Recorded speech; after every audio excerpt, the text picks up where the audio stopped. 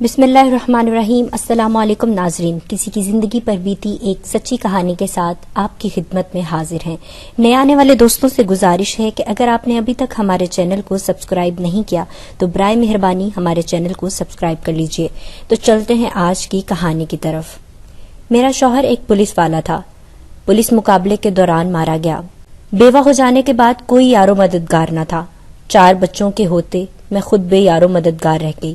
F A پاس تھی، دکھنے میں اچھی تھی، سر سے چادر اتر گئی تو زمانے کی بری نظروں سے بچنے کی خاطر اپنے شوہر کے ایک رشتہ دار کے پاس چلی گئی اور استدعا کی کہ وہ مجھے اپنے ساتھ رہنے کی اجازت دے دے۔ گلشن میرے شوہر کی کزن تھی۔ جب وہ بیوہ ہوئی تو سسرالی رشتہ داروں نے اس کا جینا حرام کر دیا۔ تب گلشن ایک دن غربت اور زمانے سے تنگ میرے شوہر کے پاس امداد اور مشورہ لینے کی غرض سے آئی تھی۔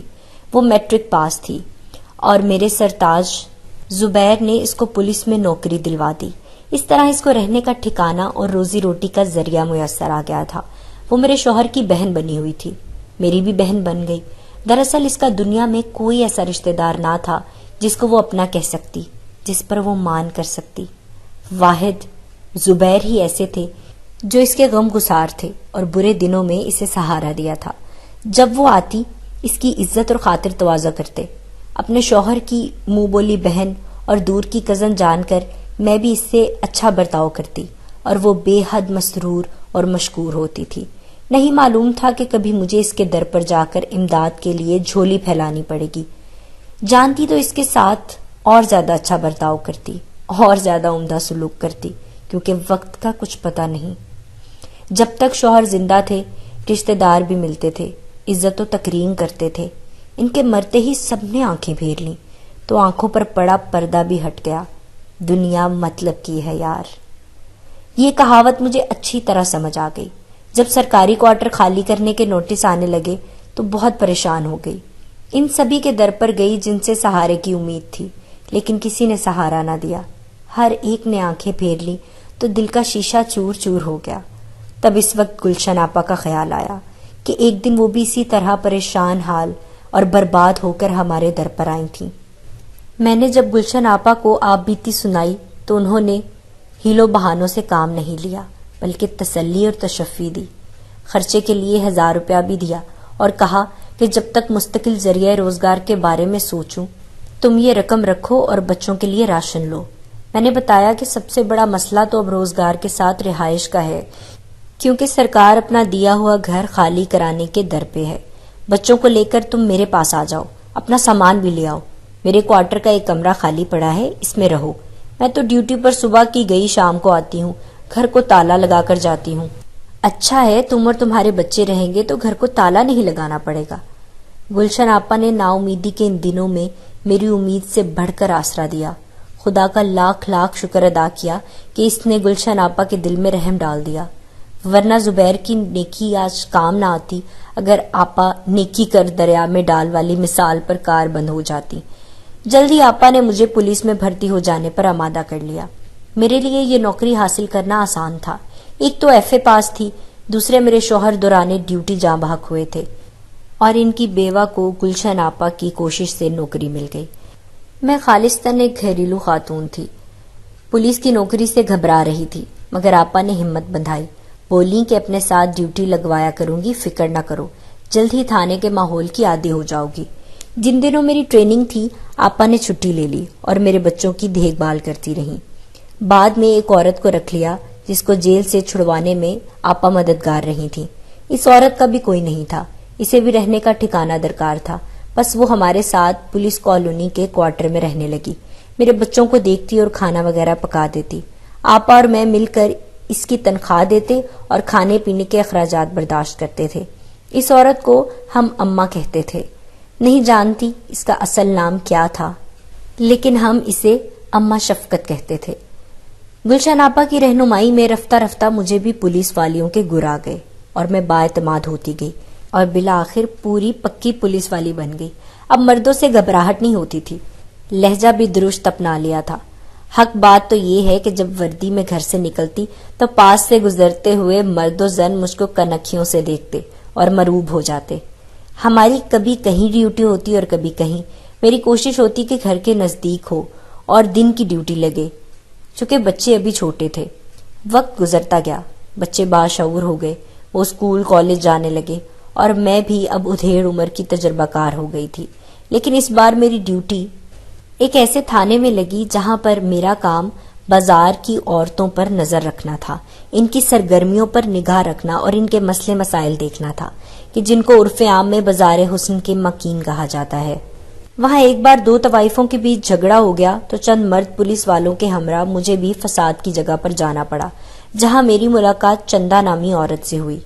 میں پہلی بار اس عورت سے متاثر ہوئی۔ اس میں بھلا کی کشش تھی، مگر زنانہ حسن میں مردانہ وجاہت چھپی ہوئی تھی۔ اس کا جھگڑا جس طوائف سے ہوا وہ ایک کمسن لڑکی کو کسی کے پاس جانے پر مجبور کر رہی تھی، جبکہ لڑکی اس امر پر آمادہ نہیں ہو رہی تھی۔ تبھی اس طرح ان کا جھگڑا ہو گیا۔ اس نے ایک کمسن بچی کی حمایت کی۔ میری دخل اندازی پر معاملہ تھانے نہیں گیا، بلکہ اسی مقام پر حل ہو گیا۔ جب میں نے چندہ کے دلائل سنے تو میں اس سے قائل ہو گئی۔ وہ واقعی دلیر ہونے کے ساتھ ساتھ ذہین اور فتین بھی تھی۔ کچھ ہی ماہ گزرے کہ اطلاع ملی کہ چندہ نے زہر آلود گولیاں پھانک لی ہیں اور وہ بے ہوش پڑی ہے۔ جب تھانے فون پر اطلاع آئی تو میں وہاں موجود تھی اور میری ڈیوٹی تھی، سو پولیس گاڑی میں جائے وقوع پر گئی تو وہ واقعی بے ہوش تھی، اور یہ وہی چندہ تھی جس کی بہادری پر اس کے محلے دار اور سہیلیاں فخر کرتی تھی۔ آج وہ مٹی کا ڈھیر بنی مردہ خانے لے جائے جانے والی تھی۔ ایمبولینس میں پولیس ساتھ گئی۔ سول اسپتال کے مردہ خانے میں بینچ پر پوسٹ مارٹم کے لیے آنے والے پولیس سرجن کے انتظار میں اب چندہ بے یارو مددگار پڑی تھی۔ میں نے دیکھا اس کی آنکھیں حسرت سے پتھرائی ہوئی تھیں، جو مردہ خانے کی چھت پر نہ جانے کیا ڈھونڈ رہی تھیں۔ باہر اس کی ادھیڑ عمر ماں اور سوتیلا باپ بے چینی کے عالم میں ٹہل رہے تھے۔ آج چندہ کی رگوں میں ذرا سی بات پر کھول اٹھنے والا گرم خون سرد پڑ گیا تھا، یوں کہو کہ منجمد ہو رہا تھا۔ مگر پولیس سرجن کے آنے میں دیر تھی۔ ادھر بازار حسن کی سب سے مشہور عمارت بلبل ہزار داستان بلڈنگ کے فلیٹوں پر سوگوار سناٹا چھایا ہوا تھا۔ لڑکیاں کسی انجانے خوف سے سہمی بیٹھی تھیں۔ شاید وہ سوچ رہی تھیں کہ وہ دن کہ اب آزادی سے سڑک پار نہیں کر سکیں گی۔ چندہ ان کی حمایت کو کسی آوارہ منش سے نہیں ٹکرائے گی، اور کوئی انہیں کسی پولیس والے کی بلیک میلنگ سے نہیں بچانے آئے گا۔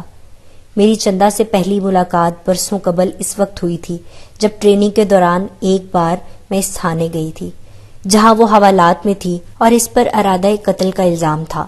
وہ حوالات کے جنگلے کی سلاخوں سے ہر آنے جانے والے کو شک و شبہ سے بھری نظروں سے گھور رہی تھی۔ قصہ یہ تھا کہ کسی بدماش نے گانا سننے کے دوران اس سے بدتمیزی کرنے کی کوشش کی تھی، تو اس نے اسی کا خنجر چھین کر اسی کو گھونپ دیا۔ تقریباً 1.5 سال بعد وہ ضمانت پر رہا ہو کر لوٹی تو سارا بازار حسن اسی ہی کا منتظر تھا۔ اب وہ اپنے علاقے کی ہیروئن بن چکی تھی اور بعض ٹھیکیداروں کو اس کی رہائی سے خطرہ لاحق ہو گیا تھا، جبکہ یہاں کی مجبور لڑکیاں دل میں ایک احساس لیے اس امید پر زندہ تھی کہ اب ان کو بچانے والی آ گئی ہے۔ آتے ہی اس نے اعلان کر دیا کہ اب کوئی بھی شخص کسی لڑکی کے ساتھ ناانصافی نہیں کر سکے گا۔ یہ سن کر تہلکہ مچ گیا۔ اس سے قبل بااثر افراد جب چاہتے جس لڑکی کو اٹھا لے جاتے۔ تھانے کے افسران دل ہی دل میں خوش تھے کہ اس علاقے میں امن و امان رکھنے کے لیے مفت کی پولیس والی مل گئی تھی، مگر زیر حراست رہ کر اس کو مرد ذات سے نفرت ہو گئی۔ جیل سے آ کر تنہائی کی زندگی اس نے خود پر پوری طرح مسلط کر لی۔ اسے تنہائی سے پہلے تو محبت ہوئی، پھر یہی تنہائی اسے ستانے لگی۔ ہر مرد اسے ایک ہی روپ میں نظر آتا۔ ہوس پرستوں اور لٹیروں کے علاوہ اس کا واسطہ بزدلوں سے بھی پڑتا تھا۔ اس کا آئیڈیل تو شاید کوئی اور ایسے لوگ غالباً بازار حسن کا رخ بھی نہیں کرتے۔ لاشعوری طور پر وہ جس شخص کی تلاش میں تھی وہ اسے نہیں مل سکا، اگر ملا بھی تو وہ اسے حاصل نہ کر سکی، جس کی خاطر وہ اس بازار کو بھی چھوڑنے کو تیار تھی۔ پھر اس نے راہ فرار ڈھونڈ لی۔ کئی بار نشہ کرنے پر میں نے اسے گرفتار کیا، اور گرفتار بھی امن و امان کی صورتحال برقرار رکھنے کے لیے، حالانکہ اس نے نہ کبھی شور کیا نہ کبھی کوئی فساد برپا کیا، مگر مخالفوں نے تھانے دار سے آ کر شکایت کی تو اسے تھانے لانا پڑا۔ کئی گھنٹے مجھ سے باتیں کرتی، شراب، پھر چرس، پھر اسپرٹ اور راکٹ کیپسول، پتہ نہیں کیا کیا۔ افسوس وہ بدترین منشیات کی خطرناک حد تک عادی ہوتی جا رہی تھی۔ دن رات نشے میں ڈوبی رہنے کے باعث وہ حد درجہ جھگڑالو ہو گئی. ہر وقت اپنی ماں، بھائی، بہنوں اور سوتیلے باپ سے الجھتی. پہلے تو اس کی ماں اس کے روپ کی سلامتی کے لیے دعائیں مانگتی تھی. جب وہ جوان ہوئی تو واقعی اپنے بے پناہ حسن کے باعث ماں کے لیے سونے کی کان بن گئی. مگر سرکشی کا دور شروع ہوتے ہی اس کی ماں بھی اس سے خائف رہنے لگی تھی. گزشتہ رات ماں سے لڑ کر ہی چندا نے مبینہ طور پر نشہ آور گولیاں زیادہ کھا لیں، جس سے اس کی حالت بگڑ گئی تھی. تبھی گھر والوں نے تھانے فون کیا اور اس کو سول اسپتال پہنچا دیا گیا، جہاں کئی گھنٹوں تک موت سے پنجہ آزمائی کے بعد وہ شکست مان کر ساکت ہو گئی. اس بازار کی روایت زمانہ قدیم سے ایک ہی روش پر گامزن چلی آتی تھی. یہ روایات کیسے تبدیل ہو سکتی تھیں؟ چندا جیسی باغی کا اس راہ سے ہٹ جانا ہی اس کا مداوا تھا. اس کے مقدمات ختم ہو گئے کیونکہ وہ زندگی کا مقدمہ ہی ہار گئی. آج اس کی لاش پر کوئی رونے والا تھا اور نہ قبر پہ پھول چڑھانے والا. حتیٰ کہ اس کے اپنے بھی، جن کو اس نے نوٹوں کی بوریاں کما کما کر دی تھیں، اس کی ماں تک کی آنکھوں میں آنسو نہیں تھے. پھر کسی اور سے کیا شکوہ؟ اگر کسی آنکھ سے چند آنسو گرے تو وہ صرف میری آنکھیں تھیں، کیونکہ میں اس کا دکھ سمجھتی تھی. ایک بار اس نے مجھے بتایا کہ یہ ماں اس کی سگی ماں نہیں ہے اور باپ بھی اس کا سگا نہیں ہے، لہٰذا دیکھ لینا وہ میرے مرنے پر آنسو نہیں بہائیں گے بلکہ خوش ہوں گے. میں ان کے لیے اب کمانے کی مشین نہیں رہی نا، بلکہ درد سر بن گئی ہوں. وہ آئے دن میرے جھگڑوں سے تنگ رہتے ہیں، چاہتے ہیں مجھے کسی طرح جیل ہو جائے، تبھی روز میری شکایات کے ٹیلی فون تھانے دار صاحب کو کرا دیتے ہیں. تم ہی بتاؤ، میں مجرم ہوں یا کہ یہ لوگ جنہوں نے مجھے پاکیزہ سے چندہ بنا دیا اور پھر کنکر کی طرح اپنے پیروں میں رونت ڈالا؟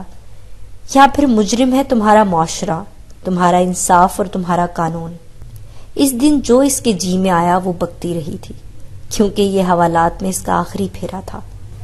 پولیس والوں کی زندگی میں کبھی کبھی ایسے مجرم بھی آتے ہیں جو دراصل مجرم نہیں ہوتے، ساری عمر ملزم ہی رہتے ہیں.